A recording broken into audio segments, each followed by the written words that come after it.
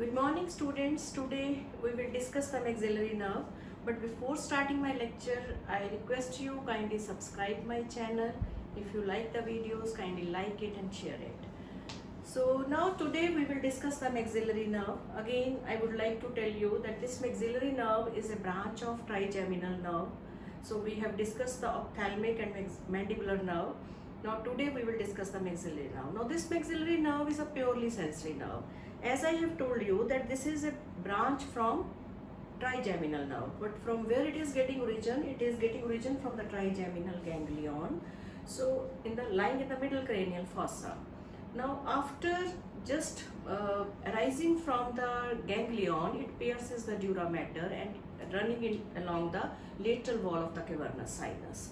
So once it is running along the lateral wall of the cavernous sinus, it leaves the cranium after that through foramen rotundum and enter into the pterygopalatine fossa. So in the pterygopalatine fossa, number of branches are given in this fossa, and after that this nerve through the inferior orbital fissure it enters into the orbit with another name, that is the infraorbital nerve. So in that region it is known as the infraorbital nerve, which is running in a groove first, then enter into a canal, that is infraorbital canal, and it leave the orbit or it coming on the face through the infraorbital foramen, and it gives number of branches. So this is the course of the maxillary nerve. So I again repeat, that is, this is the course of maxillary nerve. From where it is arising? It is arising from the trigeminal ganglion. So it is a middle branch of the trigeminal ganglion. It pierces the dura mater and running along the lateral wall of the cavernous sinus. So this is the region of that portion. Then it leaves the middle cranial fossa by passing through the foramen rotundum and passes through the pterygoid process. So this is the pterygoid process, and it traverses some distance of that canal and enter into the pterygopalatine fossa. Now this is the pterygopalatine fossa. So after running in this fossa, it enters into the orbit by passing through the inferior orbital fissure and enter into the, you can see in the orbit with the another name of this nerve, that is infraorbital nerve. So this is the region of where it is lying in the groove, that is infraorbital groove, and after that it is passing through the canal.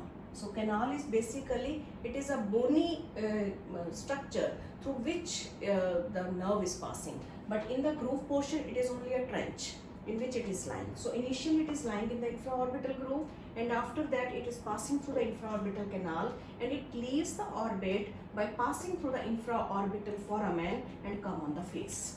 So this portion is lying in the face region. This portion of the nerve, that is infraorbital nerve, is lying in the infraorbital groove and canal. This is the portion of the nerve of maxillary nerve which is lying in the pterygopalatine fossa, and this is the portion which is in the middle cranial fossa. So this is the whole course of the maxillary nerve. Now coming to the functional component of this nerve. So we always discuss these parts of each cranial nerve. So what are the functional component of this nerve? So these are general, somatic, efferent. So they are going to supply the middle part of the face. Upper part of the face is supplied by the ophthalmic nerve. Middle part is supplied by this nerve, that is maxillary nerve, and lower portion, as we have discussed, is supplied by the mandibular nerve. So this is the general, somatic, efferent, the functional component. Now coming to the branches of this nerve. So we will discuss the branches one by one. So as we know the course of the nerve, that is in the middle cranial fossa, this nerve gives one branch which is known as the meningeal branch, which is going to supply the dura mater in the middle cranial fossa. Now by passing through the foramen rotundum, it enters into the pterygopalatine fossa. Now in the pterygopalatine fossa, this nerve is just, you can say one ganglion is hanging with this nerve, which is given the name pterygopalatine ganglion.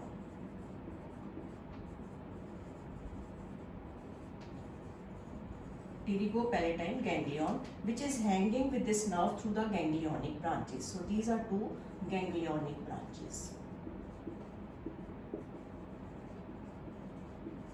Clear? Now number of branches that are arising from the maxillary nerve, they are passing through the ganglion, but they are not functionally related with the ganglion. What does this mean? That they are not related in this ganglion, they just pass through the ganglion. So number of branches are arising. What are those? So branches which are going to supply the palate. So that is, so we categorize the branches into which are going to supply the palate, mucosa of the palate. So what are those? That is greater palatine nerve and lesser palatine nerve. So these branches are going to supply the mucosa of the palate. Then it gives the nasal branches. So what are those nasal branches? We categorize these nasal branches into two groups, that is posterior superior nasal branches and posterior inferior nasal branches.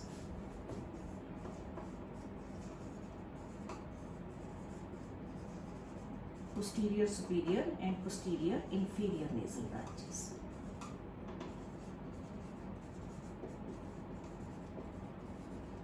Now these posterior superior nasal branches are given the name, another name of this nerve is sphenopalatine nerve. So these are the posterior superior nasal branches. So they are arising from this. Now this posterior superior nasal branches or the sphenopalatine nerve, they divide into two groups, that is lateral and medial. So one of the medial branches is very large and that nerve is given the name mesopalatine nerve.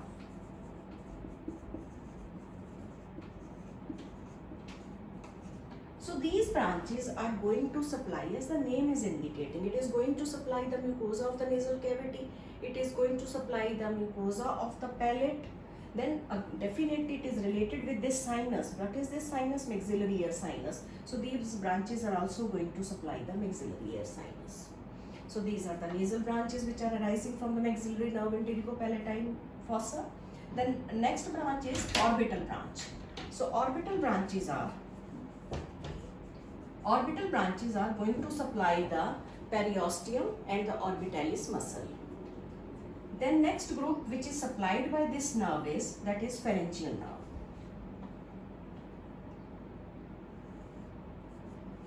That is pharyngeal nerve.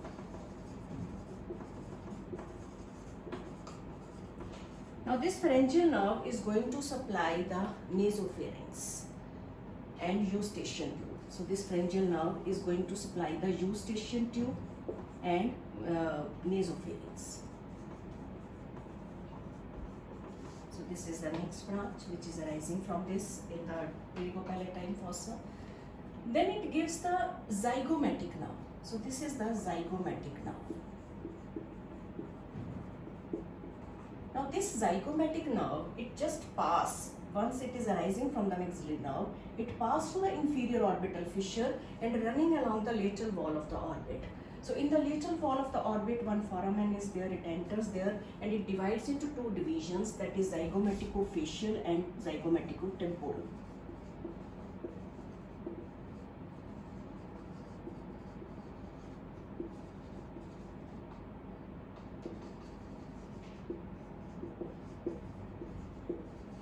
So zygomaticotemporal is going to supply the skin over this region, that is on the temple portion, and zygomaticofacial is going to supply the portion on the cheek region. So these are the two branches. So this is again another branch. So this is the number 5. That is zygomatic nerve is arising from maxillary nerve in the pterygopalatine fossa. It enters or passes through the inferior orbital fissure and enter into the orbit, running along the lateral wall of the orbit and going to divide into these two divisions. Then next division branch which is arising from this is, that is another branch, that is posterior superior alveolar nerve, which is just running along the lateral wall of the maxillary sinus, and they form a plexus which is going to supply the posterior teeth. So the posterior superior alveolar nerve.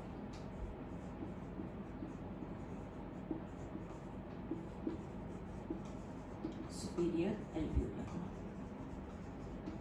So this is another division, that is number 6. So after giving the number of branches in the pterygopalatine fossa, this nerve is passing through the inferior orbital fissure with another name, that is infraorbital nerve. Now this is known as infraorbital nerve in the orbit portion. Now in infraorbital region, it is going to give two divisions. That is, one division is this is middle superior alveolar nerve, and this is the anterior superior alveolar nerve. So this is the anterior superior alveolar nerve. So this is middle superior alveolar nerve. This is the anterior superior alveolar nerve.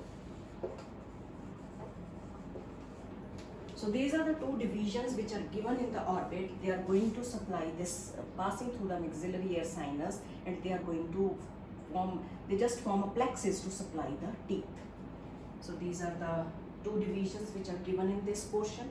After this fit, or after supplying this region, this nerve leave the orbit through the infraorbital foramen and come on the face. So on the face it gives number of branches. What are those? That is palpebral, then it gives the nasal, then it gives the labial. So palpebral branches are going to supply the lower eyelid, nasal branches are going to supply the lateral wall of the nose, then labial branches are going to supply the upper lip and cheek portion. So these are the terminal branches of the maxillary nerve. So this is all about the maxillary nerve. This is very simple nerve. If you know the course, and each course it is giving, you can say in each part it is going to give number of branches which you have to enumerate. So in this it gives the meningeal branch, number 1. This is the meningeal branch. In this portion, pterygopalatine fossette give branches to the palate, to the nose, to the orbitalis muscle and periosteum. Then pharyngeal branches to the eustachian tube and nasopharynx. Then it gives the, you can say, zygomatic branch. So these are the branches which are arising from this, and then is the posterior superior alveolar nerve. Mind it that there are 3 sets of superior alveolar nerve, that is anterior, middle and posterior. Out of this, the anterior and middle, they are arising when it is running through the groove and canal portion. And posterior superior alveolar nerve is before it is entering into the orbit. So this division is given at that level. So this is all about the maxillary nerve. So thank you very much. Again I repeat, if you like my channel, kindly subscribe it. Thank you very much.